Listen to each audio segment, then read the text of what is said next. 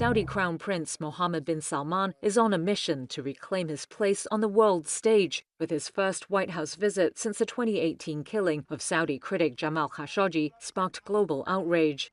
With long-running oil and security ties at stake, Tuesday's meeting with President Donald Trump underscores a relationship built on strategic interests that has endured beyond Saudi Arabia's mottled human rights record. So, how did the man commonly known as MBS pivot from pariah to power player? MBS's rise began when his father became king in 2015 and gave him powerful portfolios, including defense. 2 years later, he ousted his older cousin as heir in a palace coup and became crown prince at age 31 with almost unprecedented powers. MBS vowed to open the kingdom to the world, marking a generational shift. 70% of Saudis are under the age of 30. We will not waste 30 years of dealing with extremist ideas. We will destroy them today. He defanged the once feared religious police and swept away decades of austere social codes. Women now drive, work, and mingle with men, freedoms once punishable by flogging. This year, Jennifer Lopez strutted on stage in Riyadh as models swept the catwalk in a high-profile fashion show. But the same hand that opened Saudi society also tightened its grip on power. Dissent is crushed, with critics and activists given prison and death sentences, according to rights groups, though the kingdom rejects accusations of human rights abuses. U.S. intelligence linked Jamal Khashoggi's killing in 2018 to the prince. MBS denied ordering it, but admitted responsibility as de facto ruler. Then presidential candidate Joe Biden said Saudi Arabia should be made a pariah over the killing. But Washington ultimately moved on, driven by energy, defense, and technology.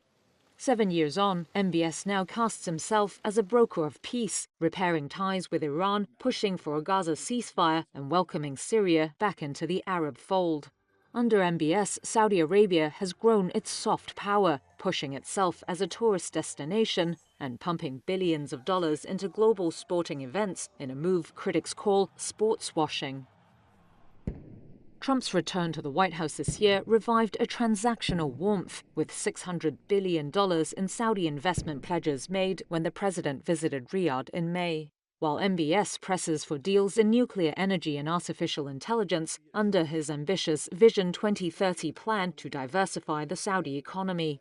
The pair are also looking to deepen ties over a decades-long security deal that sees the Saudis selling oil at favorable prices and the US providing security in exchange.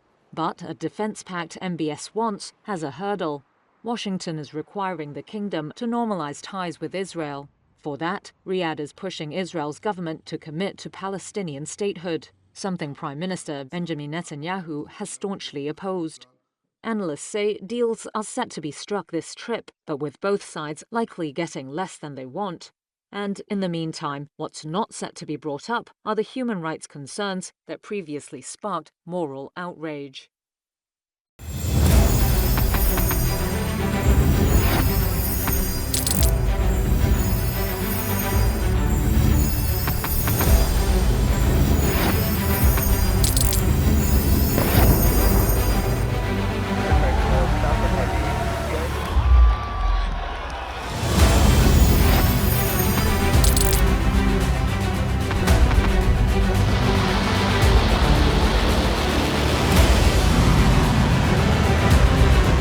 Been fighting so long and so hard that they don't know what the they're doing.